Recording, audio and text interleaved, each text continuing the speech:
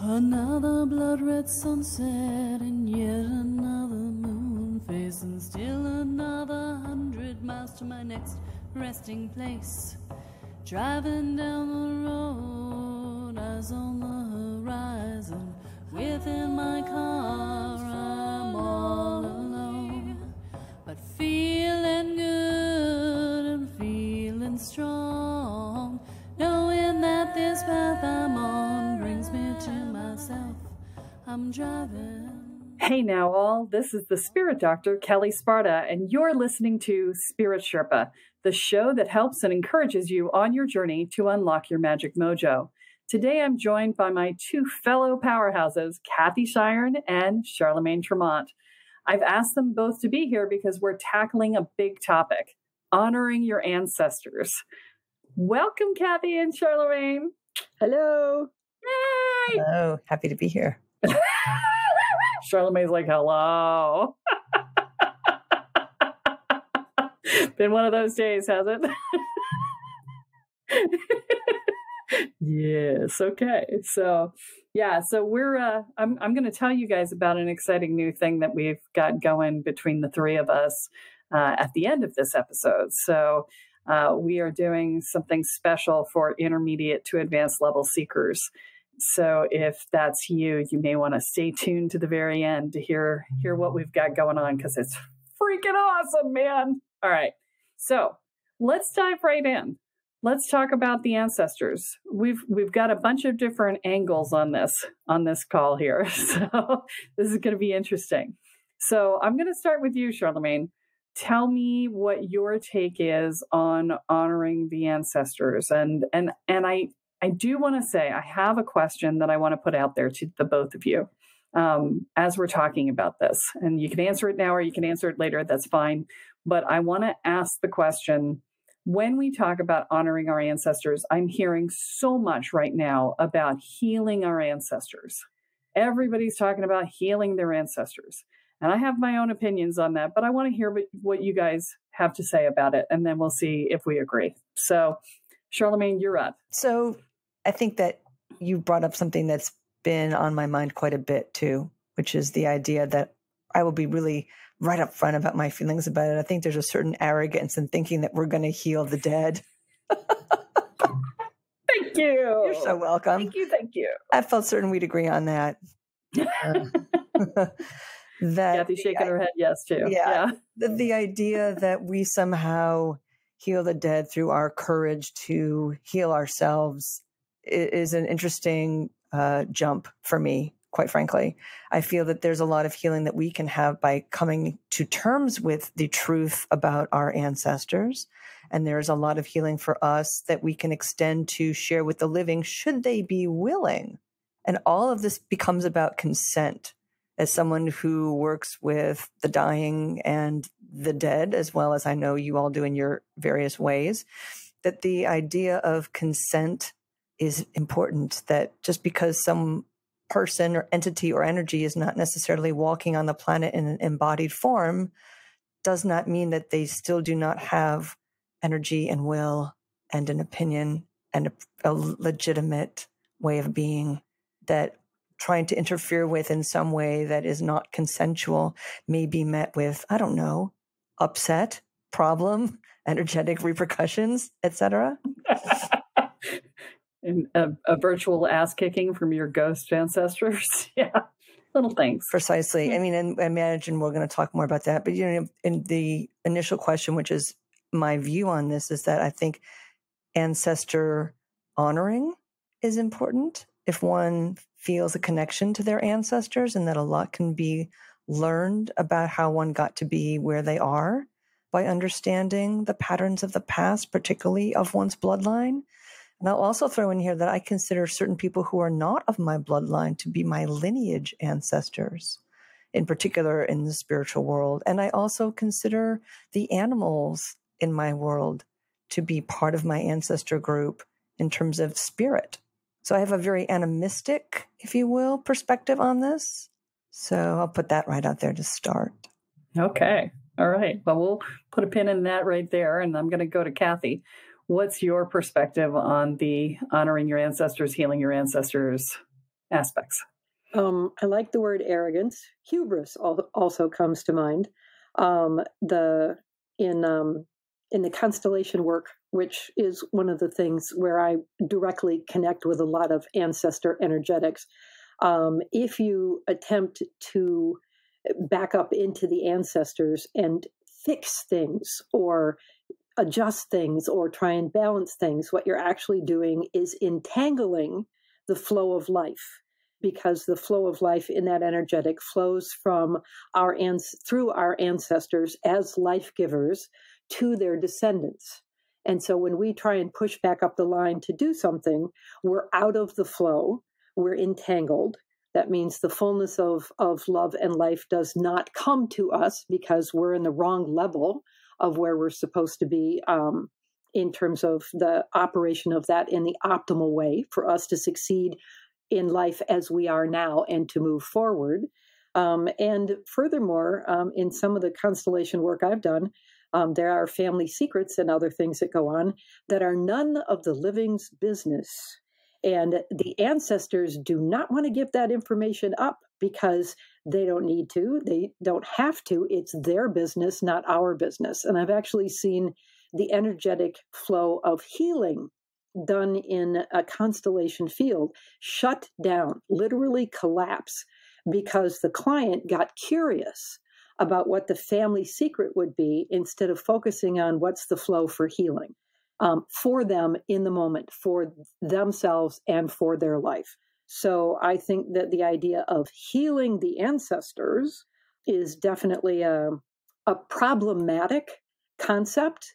And in the practice of constellation work, it's actively detrimental to healing work. Yeah, I would agree with that. And I'm gonna put my 2 cents in on this, which is freaking A, really? It's like you don't have enough to do. It's just, from my perspective, it is the ultimate resistance to doing your own healing work to say, oh, I have to heal my ancestors. No, you have to heal yourself.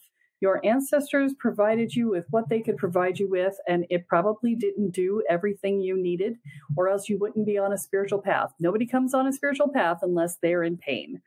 That's the nature of the beast. And so you need to do your own healing work and let your ancestors worry about themselves. They are on their own paths. And nothing is to say that they didn't choose. And no, I'm not even going to say nothing is to say that they didn't. They chose those paths just like you chose this path. And to say that you have to heal them from that is to deny them the path that they chose. And, basically it's just an excuse to avoid doing your own work. Okay. So stop trying to heal your ancestors. Please, I beg of you. Okay. I don't know who's out there telling people to do this. I don't know why there's so many people out there telling people to do this, but it is inappropriate and disrespectful of your elders. And all of your ancestors are your elders. So there's that. Okay. Without subtle or nuance, we should have done this in November, but no nuance November, right? But now that we've all said it very clearly, let's get into what we do with our ancestors and why we need to do that. Because so many of us have challenging experiences with family. Right. And, I remember when I was first stepping into this work, Kathy, you were there, where I was just like, I don't want anything to do with my family. My family sucks. My family were terrible people. I come from a line of people who did terrible shit. Why would I want to be associated with them? And so I had a really hard time with it. And so, when you are having a hard time with it, and again, I'm going to go back to Charlemagne this time because I know what Kathy's going to say. I want to know what Charlemagne's going to say. When you're having a hard time getting over yourself around your ancestors and getting over the upset and I don't want to be associated with them. They don't, they weren't great people in life. Why would I want them now? What would be your comment to say to people? What would be my comment to say to someone? Yeah. Well, I will speak from my own experience, which is not dissimilar from yours initially, that I really didn't feel like I wanted any connection with people who were problematic in my life when they were living. Why would I want to be involved with them now? It was a part of my attitude. And what I discovered in very short order was that amazing changes can happen when people are no longer attached to the material world. And also there's a thing of maturity, of honoring what is and what was, to the understanding that sometimes really people were doing the best that they could with what they had, and having a more well-rounded picture of the suffering that those people endured. And in my family, there was lots of survival syndrome, as people fled the occupation of the countries they were in, and some people made it and some people did not. And all of the trauma that they endured got transferred very readily onto their children, and so on down the line. So there's a point of also maturity, and then understanding compassion and forgiveness that I was really able to come to regarding who those people were in life and how to relate to them now that they're gone. I hope that answers the question. But I'm gonna expand it and say, if somebody were to look at you and say, I just don't want to, what would you say to them? I would encourage them to try to really come to a different place about really understanding that you're not engaging with the same person that you may have known. And if it's someone you didn't know, that the relationship is very likely to be different than any of the stories you may have heard about them, because they are different and you're not the same people that they were interacting with. There's so many possible ways that these things can go. And so much of it is what you bring to it in your curiosity, in your openness, in your heart, and your intention. I think it's interesting because a lot of what Charlemagne said, I would echo. And from a constellation perspective, one of the things I talk about is that when you cut yourself off from your ancestors, and we are talking DNA here, okay? I'm talking about literal DNA linkage. They've been tracing the Ancestor project, right back to, hundreds of thousands of years ago into common ancestry. We are all linked. And those links, the morphic field of the issues flow forward. And so they even talk about it. I think there's a biblical reference. I can't tell you chapter and verse right now. I used to know it, but not anymore, about the sins of the fathers being visited on the sons unto the seventh generation. And this is literally constellation stuff, is that these things flow forward in life. And when you are in a place of saying, I'm going to cut myself off from all of that. Okay. But then you stand alone. You can't cut yourself off from the DNA, but you can cut yourself off from feeling the support of those ancestral lines, of knowing that you didn't emerge from an egg, right? That you have if you're a woman, the matrilineal line of all these strong women who survived to bear children, and that those children grew up and had children. There's incredible strength in our ancestor lines, that when we say, well, because I don't like the behavior of a particular ancestor or a parent, then I want nothing to do with them. You're kind of throwing the baby out with the bathwater, because you're saying, because I don't like the behavior, I'm cutting myself off from the strength of the ancestral line. So a lot of the times when I'm, again, working in the field of a constellation, I talk about and separate the idea of life giver from behavior, because behavior comes from our burdens. We all have them. We all have behaviors that are shaped by our stories and our burdens. So did our parents and our grandparents and all of our ancestors. But they are also life givers. Life flowed through them to us. And that is a sacred archetype. And when you shut yourself down from that, you shut yourself down from that particular energetic of being in the flow of life. And so if somebody said, well, I don't want it anyway, I would say, okay, but this is like being in a grocery store and saying, I'm not going to have anything to eat because I refuse to look at any of these groceries. You're cutting yourself off from a tremendous source of power and support that will actually help you in your own healing work that you are engaged in now in life. Yes, that's fantastic. And this is exactly what I was talking about in regards to, why it was that I suddenly, not suddenly, but I finally, that's really the word I was looking for, why I finally was like, okay, fine. I'll do the work. I don't want to. You guys suck, but I'll do the work, right? I was angry. I was very angry. I have some not so nice ancestors, and one of them was a mass murderer, and I was like, well, why do I want to be connected to that person, right? Well, I am connected to that person whether I like it or not. And so this is the thing. And we had, just like we have to come to terms with who we are on our insides, and all of the dark places inside of us that we may not want to show others or whatever, we've got to come to terms with who we come from.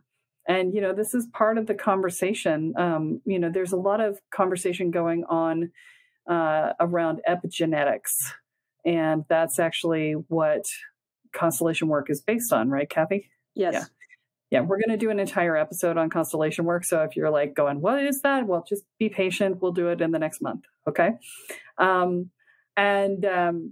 there's a lot of discussion about that. And, as somebody whose family has been here for 400 years in the U.S. on both sides of my family, and who definitely, they were slave owners, I feel real issues around reparations and around finding a way to balance the scales, because my ancestors did that. They did. I can't fix it, but I can absolutely be part of the solution now. I can absolutely be part of the discussion now. And, there's a lot to be said for looking at how your ancestors impacted your present day life. I mean, I definitely have advantages because my ancestors were who they were, and looking at that and being present to that. So, not to say that you need to take on the guilt of your ancestors. You don't. It's not about that. It's about saying, what is right and what do I want to do about it, right? And so there's all of that. So, all right. So we've gotten to the point where I think we've made our case for why you want to work with your ancestors. Okay. And now let's talk about how do we honor them. Okay. I think what I'd like to do is, instead of giving other people practices, is instead to just say, okay, how are we doing it in our own lives? And then if we want to give a practice, we can do that. But I kind of want to just say, how are we doing it? Because I feel like that gives a little more insight into what's real for each of us. So I'm going to start with you, Kathy, this time. Oh, wow. So many different ways I do this. One is through gratitudes.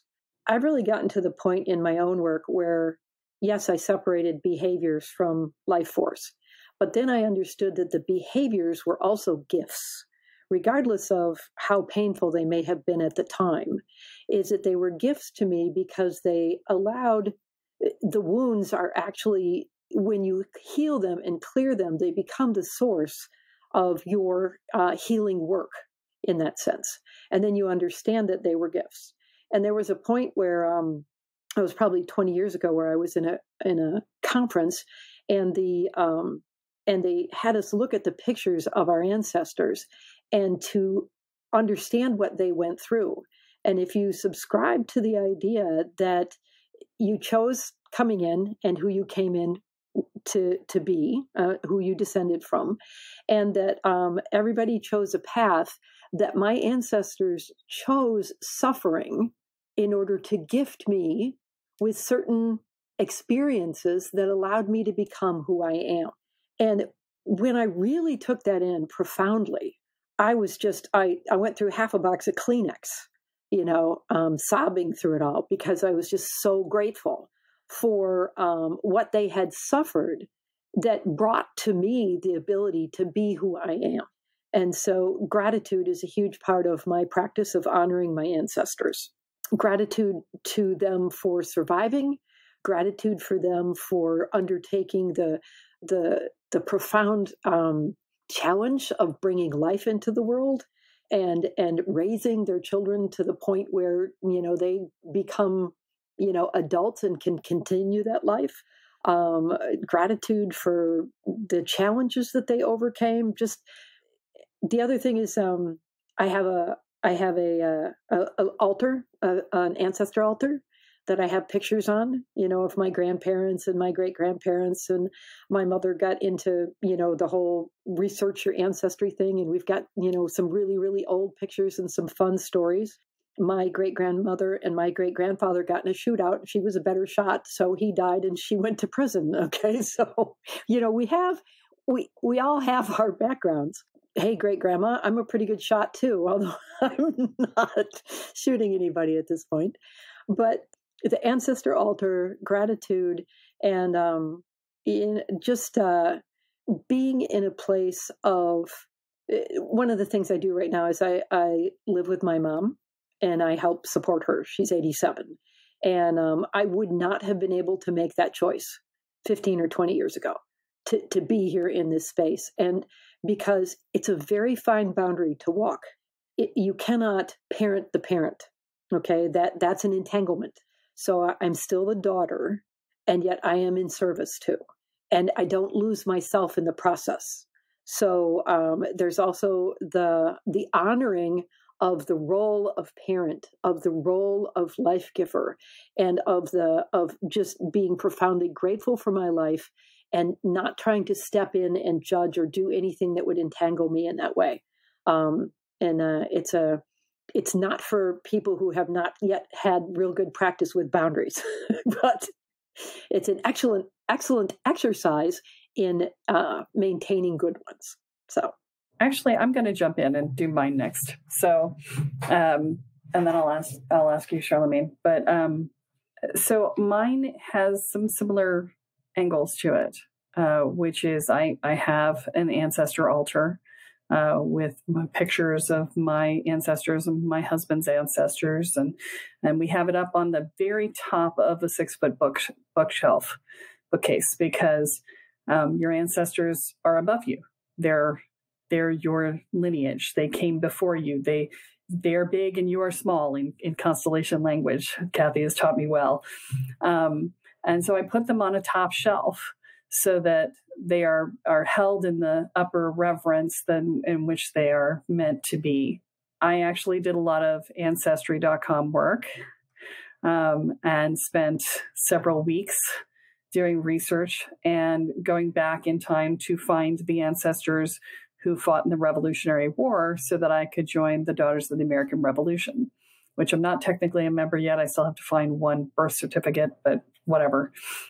I didn't expect to be as taken by it as I was, but to be standing there in a room full of people, women, who were all descended from the people who created this country.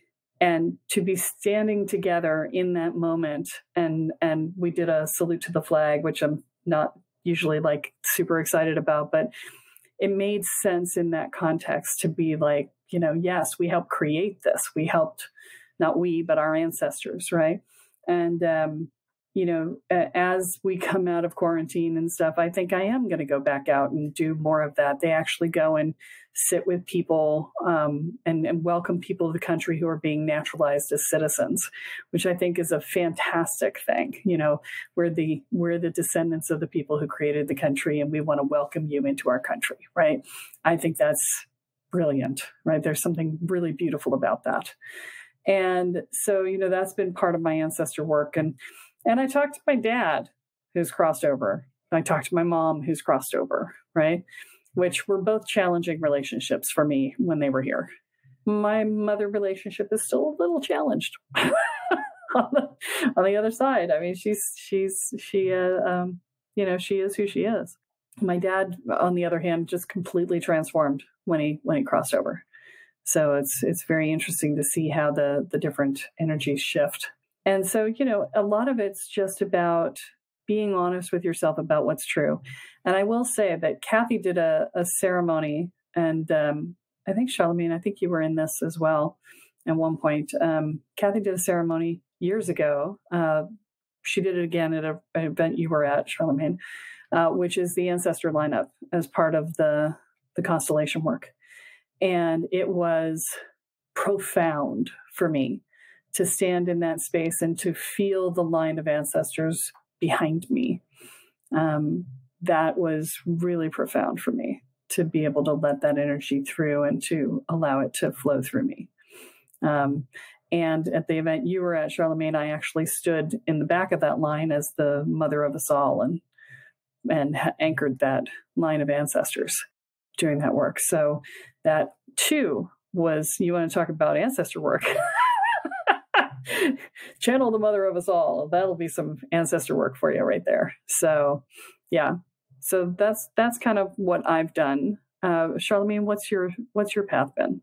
It's actually a combination of some of the things that you've spoken to, and as some of what Kathy said as well. I have an Ancestor Altar that I keep, and that I had to, as it is required by me as souls pass. And I put things on them at their birthdays. I have a really interesting one in that one of my grandparents passed on my actual birthday during a nor'easter, and I could not go to the funeral.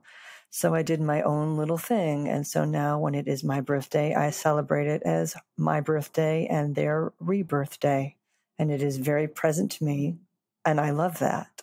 I definitely do things such as at Samhain or at various similarly timed festivals, we'll maybe make a dumb supper for them, which is the meal at which you cook the favorite foods of that person and put them out on the table and eat in silence. Or if you're me, you also invite them in and you chat them up, and then you take that food out as an offering to the planet, which I do, which I love to do.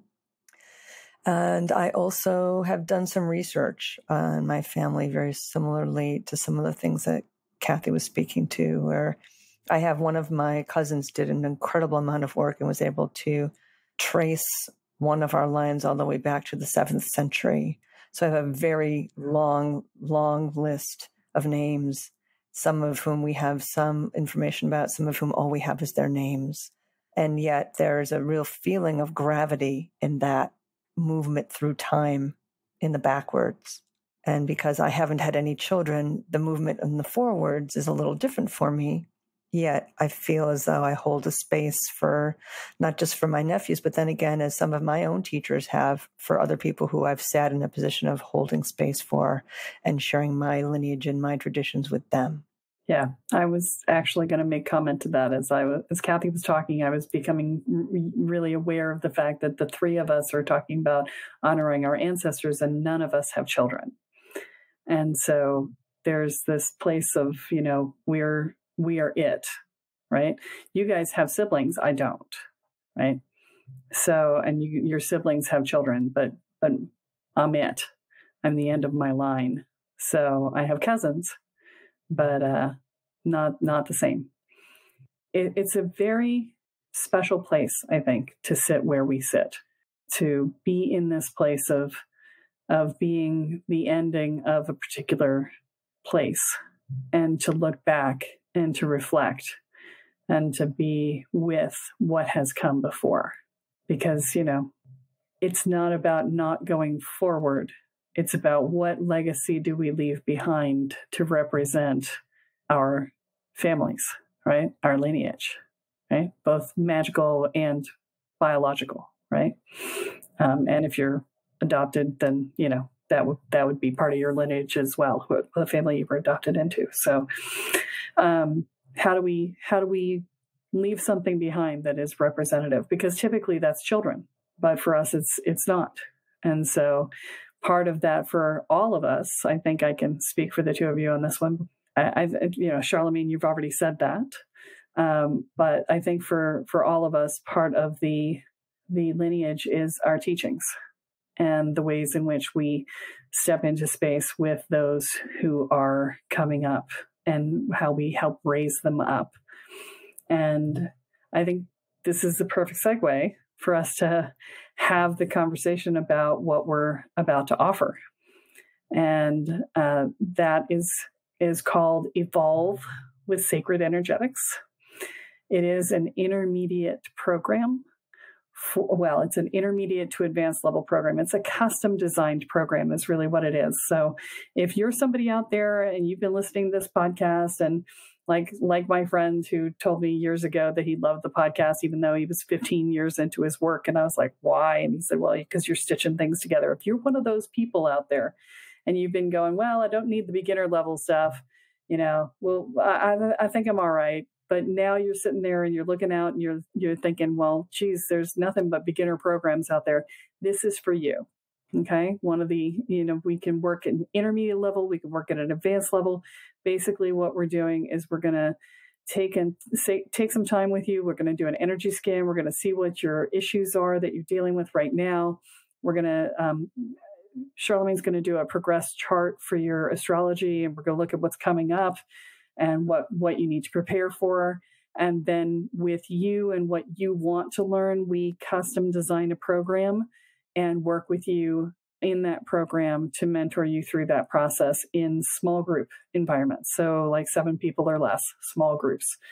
And so there's a bunch of really cool stuff that we're doing, including transformational moon circle ritual that Charlemagne's going to do every month, a self-divination call every month with Kathy. I'm going to do a sound healing, and we'll also work on energy protections, and I'll be monitoring your energy and making sure that you're healed as you go through your process. Anytime you've got healing work you need done, we do that. We're going to do a couple retreats. It's going to be really awesome.